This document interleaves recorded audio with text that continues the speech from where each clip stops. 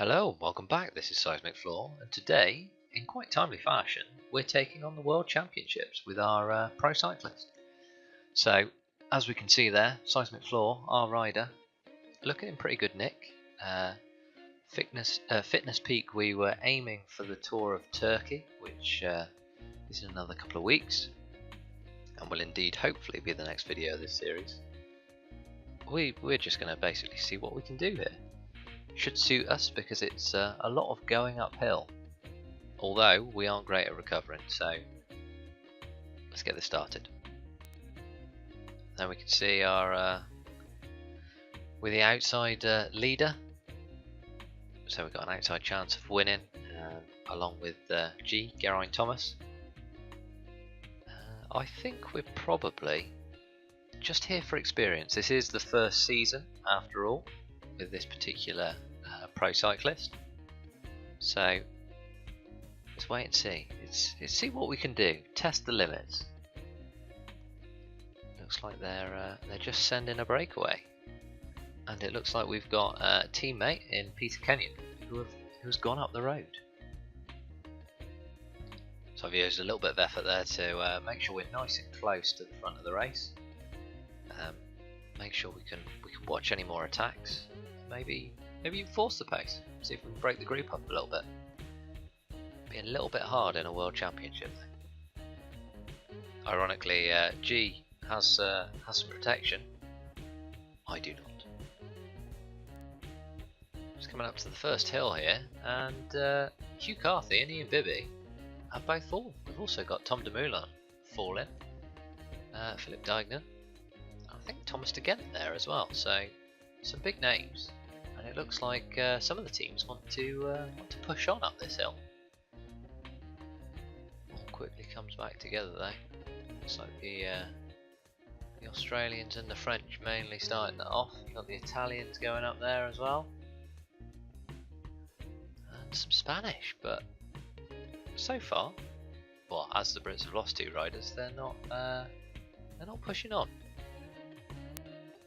On the second hill here, we've still got the French leading the pack, but it looks like I have my own protector in Ian Bibby. So it's going to be an interesting one. I'm still not confident in my own abilities, but we're going to see how it goes. It's going to be a little bit of a grind, a little bit of a war of attrition for the first couple of climbs. See if we can get rid of some people. And after that, it's going to be survival of the fittest. So hopefully we make it into a good group. And as we crest the third climb of the day, we have lost 40 riders. So quite a big chunk to drop out so early in the stage. I mean, we're sort of halfway between a third and a half of the way through the race. And we've still got, what, six big climbs and another. It looks like I'm just hanging out the back of this group as well, which no, it's fine. It's fine. Everybody's catching up. So it might be time to put some gas down in a little bit. See if we can create some bigger gaps. See if we can really cut down who's in here. So starting off this climb, put a little bit of effort in. Unfortunately, what that means for Ian Bibby is he's going to have to go pretty hard because he's protecting me. Sorry Ian, my bad. But it does look like we're stringing them out a little bit. Almost escaping a little bit there as well. So hopefully we can drop some of the helpers and get down to the elite a little bit quicker. Although, to be honest, it might be that we just burn Ian Bibby out, which would be disappointing. Just a little bit further up the road, and yeah, we've won poor Ian Bibby out. So we're just trying to stick here.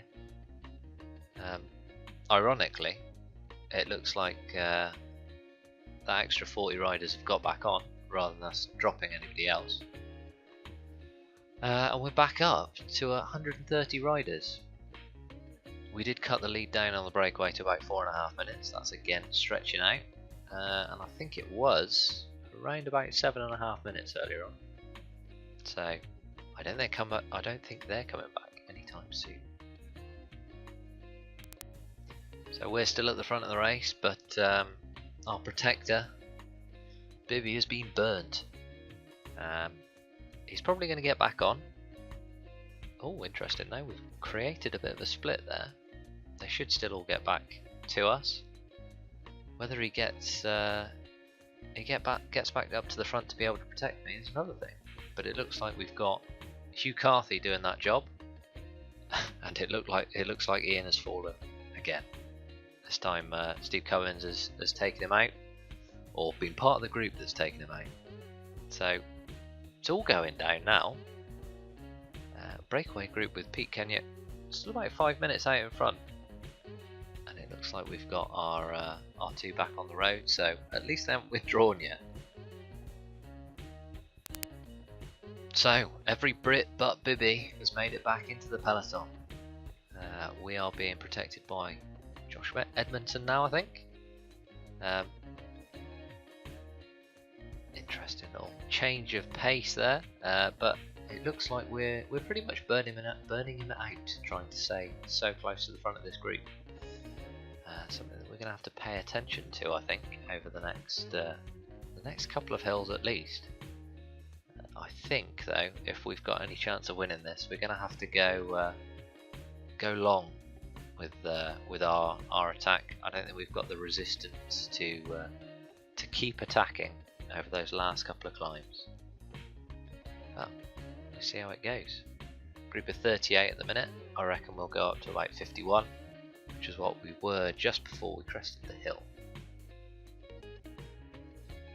It's taken up until 63 kilometers to go, but we've caught back up with the breakaway. Pete Kenyon coming backwards here, with a member of the Norwegian team. We're just sitting at the front because we've pretty much burnt Edmondson out. He's just trying to hold position as well.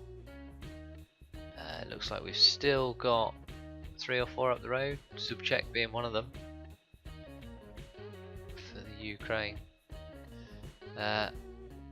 Surely as we descend we'll catch those guys up, and that hill hasn't really lost anybody out of the main group. Still around 49 as we crested. Those groups will probably come back together. The remainder of the breakaways got back together, but Lagotin, the Russian, has attacked again. Looks like he's trying to put distance into the rest of his breakaway. Unfortunately, it's not really worked. And Demarqui's just dragging us up past all the breakaway, and it looks like Lagotin is finished. Alaphilippe looks like he's going for a little attack. Can we follow him? We haven't got the acceleration that he's got, and we've been tripping over Demarqui, so we're just going to have to pace our way back up there. Starting a little bit heavy.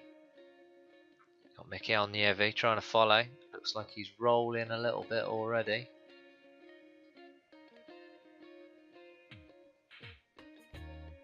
I think that's a lapped individual we've just gone past there. Slovenian. Looks like we've got another Italian attacking. Brambilla off on the attack after Alaphilippe. Hopefully this will really split the group up. And now we're going downhill. I pretty much just want to hold position. Only Brits left in this front group at the minute are myself, Geraint Thomas. Group of 21 may well be joined by another 9 to make it about 30 on the last couple of climbs. So we've caught up to Alaphilippe, and Cummings and Carthy have made their way into the lead group, as it's 31 that hit the final 2 climbs. So we're going for a little bit of effort again. We're going to try and drive some pace. Not even at the front. Well, now we're at the front of the group. Just gone past Demarqui and Galopin. Created a little bit of a gap there. So I think we're gonna let Steve Cummins wear himself out, and then we're gonna hopefully ride over the top of him.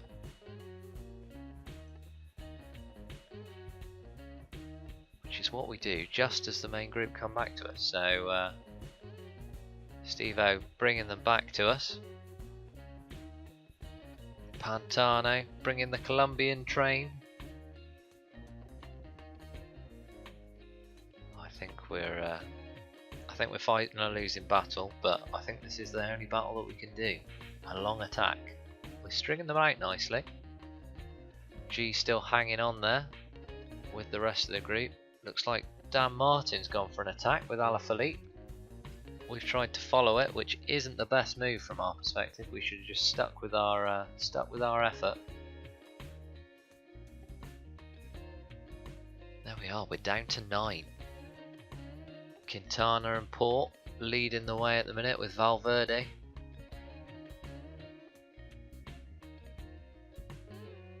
So we bring back those punches, but I think we're pretty tired now. We're going to have to hold position.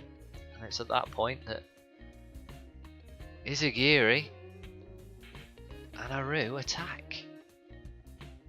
So we're going to have to try and save as much energy as we can down this last climb. And hope we can bring some back. Geraint's still here. And we are in the second group of 9. 2 up front at the minute. Should come back when we get onto the flat. As we hit the lower slopes, we've still got Izagiri and Aru out front. Looks like Alaphilippe's going again. He looks pretty sharp. Nobody's been able to follow him. Looks like Port and Martin are trying to give it a go. Quintana as well. I think this is where we're gonna be found wanting. White Pauls, Valverde. Thomas looks like he's doing better than us at the minute. Zakharin, we're just holding up in his way, and he's gonna fly past us. We're done. So it looks like, providing we don't get caught by anybody else, we're gonna finish top 20. Well, if we finish where we are, we'll finish 11th, but I reckon we might get caught and we might get past. Unfortunately, it's going to be a lonely run in. Trying to put as much effort as we can. We've already lost nearly 2 minutes there.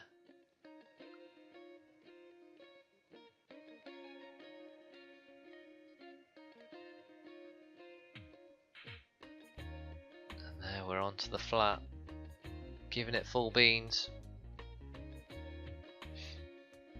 But Alaphilippe from Martin. The punchy attackers, Nairo Quintana in 3rd, and we've been pipped on the line by Rui Costa. But 12th in our very first World Championship. Not too bad. Not too bad at all. Confirmation of my World Championship finishes there. Alaphilippe from Martin and Quintana, Thomas in 8th, us in 12th, pipped by Rui Costa in 11th. So, hopefully you've enjoyed this episode. If you have, please feel free to leave a like or a comment, or subscribe to the channel if you're new.